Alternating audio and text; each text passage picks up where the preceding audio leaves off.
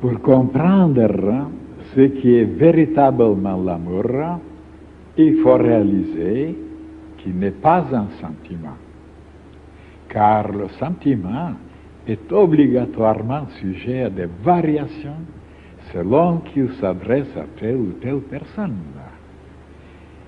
Mais il est en état de conscience, indépendant des êtres et des circonstances. Aimer, ce n'est donc pas avoir un sentiment pour quelqu'un, mais faire toutes choses avec amour. Parler, marcher, manger, respirer, étudier avec amour. C'est avoir accordé tous ces organes, toutes ces cellules et toutes ces facultés pour qu'ils vibrent à l'unisson dans la lumière et dans la paix. Toutes les manifestations de notre être sont alors imprégnées d'ondes, de fluides divins. L'amour est un état de conscience permanent. Le jour et la nuit, l'on vit dans cet état. Il est prêt à faire tout dans la joie et tout ce qu'il fait est une mélodie.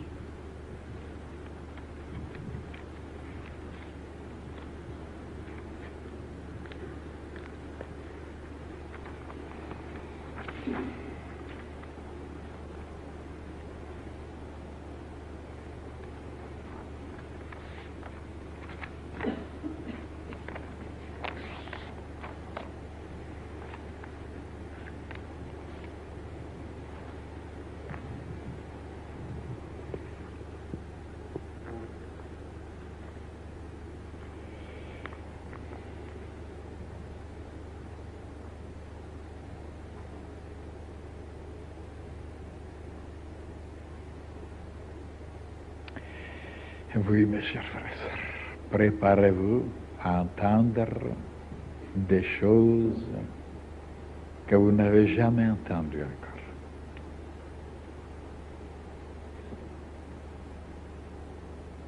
Si on observe les humains depuis des milliers d'années, qu'est-ce qu'ils pensent au sujet de l'amour? Tout le monde connaît ça. Tout le monde sait qu'est-ce que c'est l'amour. Demandez à un enfant, il vous dira. Quelque chose qui fait guili-guili, qui vous fait marcher, qui vous fait pleurer, qui vous fait courir, qui vous fait tourmenter. L'amour. Et voilà que le monde entier se trompe. Ils ne sont pas allés plus haut pour voir, pour étudier.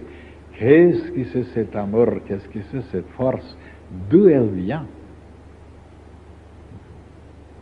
Souvenez-vous, je vous ai déjà expliqué dans le passé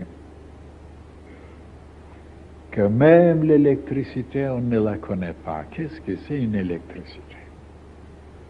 Bien sûr, c'est une force avec laquelle on allume les lampes, on fait marcher les ventilateurs, le chauffage, ainsi de suite.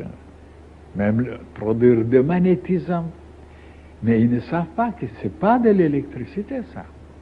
La lumière, la chaleur, le magnétisme, le mouvement, ce n'est pas de l'électricité. L'électricité, c'est une force inconnue encore. Oui.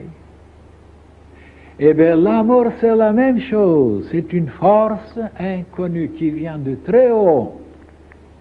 Oui. Et vous direz, mais on ne comprend rien du tout. Tant mieux. Parce que si on comprenait. Alors, moi, d'après moi, l'amour vient de très haut et il passe à travers la tête, à travers les poumons, à travers les intestins, le plexus solaire, et à travers d'autres organes que vous connaissez, et il se manifeste comme amour. Mais en réalité, c'est la dernière manifestation, comme il y a par exemple la lumière, la chaleur, le mouvement, l'attraction. On est attiré. Ce n'est pas encore le véritable amour. Ce sont des manifestations différentes, comme avec l'électricité. Il se manifeste de différentes façons. Alors, en réalité, qu'est-ce que c'est l'amour? Oh, ça, c'est un état de conscience.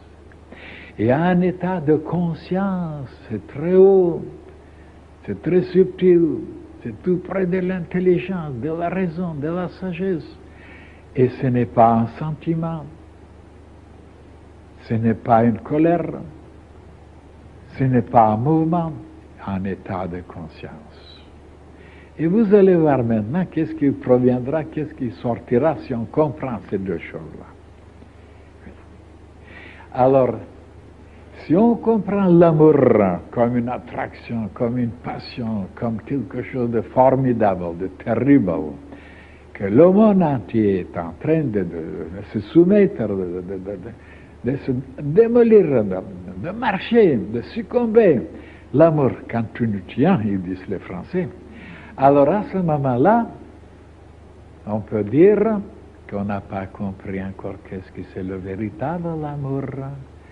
C'est une manifestation de l'amour. Mais le véritable amour se trouve en haut. Et vous allez voir maintenant la différence. Est-ce qu'on peut avoir cet amour comme état de conscience? Bien sûr. Toute la journée, toute la nuit, toute la vie. Ainsi, bien sûr, si vous avez fait les efforts d'étudier, de méditer, d'approfondir, de s'approcher vers cet amour comme état de conscience, alors là, il devient permanent, il ne vous quitte plus. Et quelles sont les conséquences? Tout le temps, vous êtes dilaté, tout le temps, vous êtes heureux, tout le temps, vous êtes dans la clarté, tout le temps, vous êtes émerveillé, et vous n'avez pas besoin après d'aller chercher quelqu'un pour réaliser une autre sorte d'amour qui vous fera souffrir, qui vous mettra dans des tribulations, dans des élucubrations et des choses qui ne finiront jamais. Voilà l'ignorance des humains, mes chers frères et sœurs. Mais vous direz, mais c'est vous qui inventez ça? Non.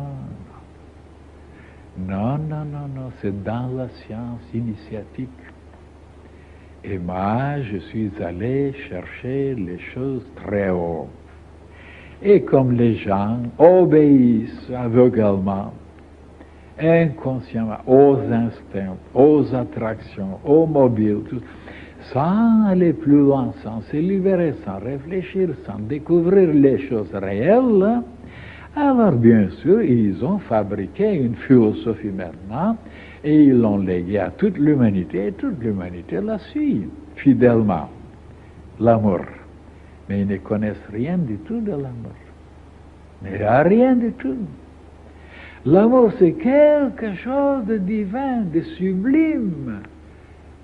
Oh là là, mais comme une lumière, même plus que comme une lumière, un état de conscience, où vous mettez tout.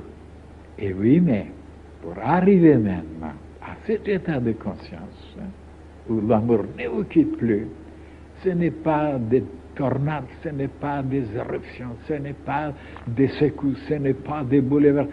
C'est quelque chose qui est là, tout le temps la même chose. Une clarté, une paix, une tranquillité et une harmonie. C'est inexplicable, mes chers frères et sœurs. On ne peut pas expliquer ça tant qu'on n'a pas réalisé. Par les paroles, on ne peut pas vous faire comprendre ça. Il faut que vous arriviez un jour ou l'autre à cet état de conscience et vous verrez que vous faites tout avec amour. Vous mangez avec amour, vous travaillez avec amour, vous marchez avec amour, vous parlez avec amour, vous regardez avec amour, vous respirez avec amour, ben c'est extraordinaire. Même vous giflez avec amour.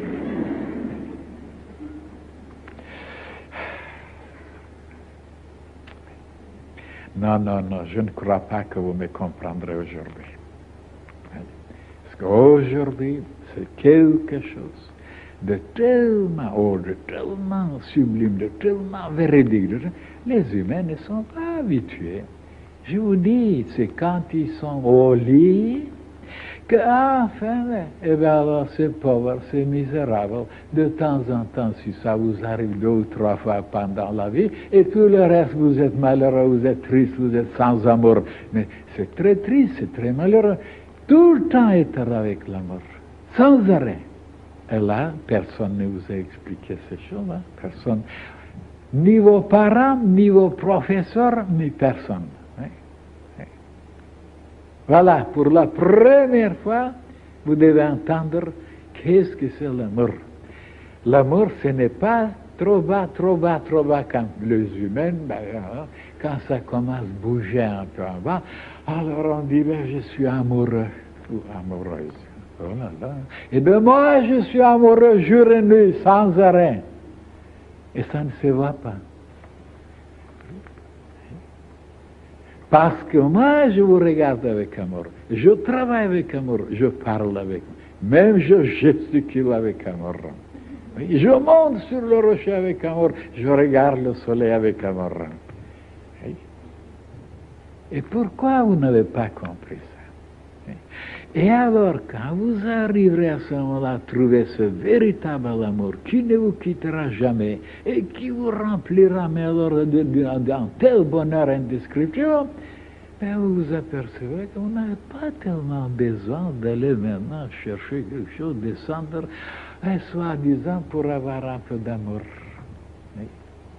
Et en dehors, regardez les humains, en dehors de cet amour-là qu'ils ont, si c'est un chef de bureau ou un président ou je ne sais pas quoi, un directeur, après ça, oh là là, il assomme tout le monde, il injure tout le monde, il casse le pied à tout le monde, il chasse beaucoup de gens. Et qu'est-ce que c'était cet amour-là qu'il a eu, qui n'a rien changé en lui? Donc, eh bien c'est cet amour-là qu'on cherche, jour et nuit, et qui ne vous améliore pas, qui ne vous rend pas maître de vous-même. Tandis que cet amour-là, vous devenez alors maître de vous-même. Et vous n'avez plus besoin tellement de vous enfoncer dans la boue, pour soi-disant pour avoir quelques émotions, quelques sensations, ainsi de suite. Non, non, c'est très difficile de me comprendre aujourd'hui. Et comment ça se fait que vous ne vous êtes pas aperçu que tout ce que je fais, je le fais avec amour? Même quand je touche, regardez la bouteille, je la touche avec amour. Vous n'avez pas, vous n'observez rien, vous ne sentez rien, on dirait. Mais alors, si je ne vous explique pas, après combien de siècles vous constaterez que l'amour peut être en état de conscience, le degré le plus supérieur. Et qu'est-ce que c'est l'amour? L'amour a 35 millions de degrés, d'après la science initiatique.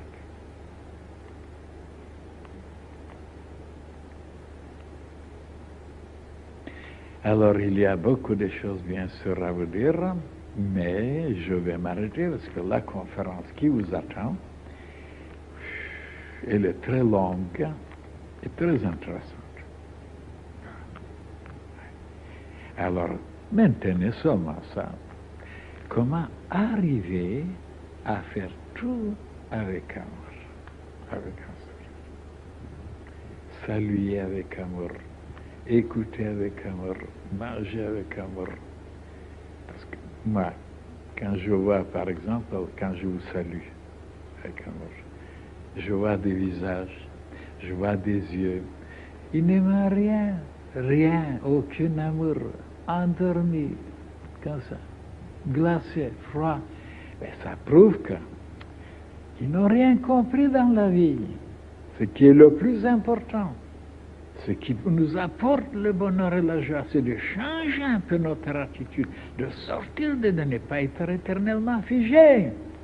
Eh bien non, on est toujours le même, froid, glacé, au ralenti, comme une fière.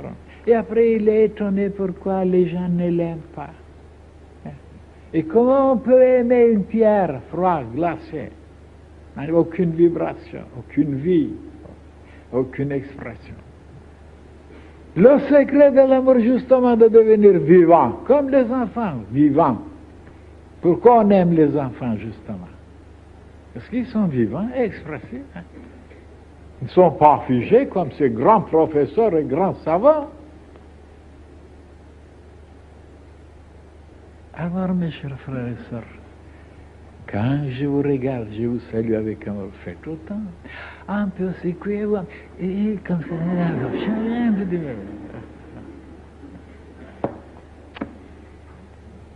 parce que pour moi, c'est très triste de voir qu'il y a encore des frères et des sœurs qui sont ils n'ont rien compris. C'est triste.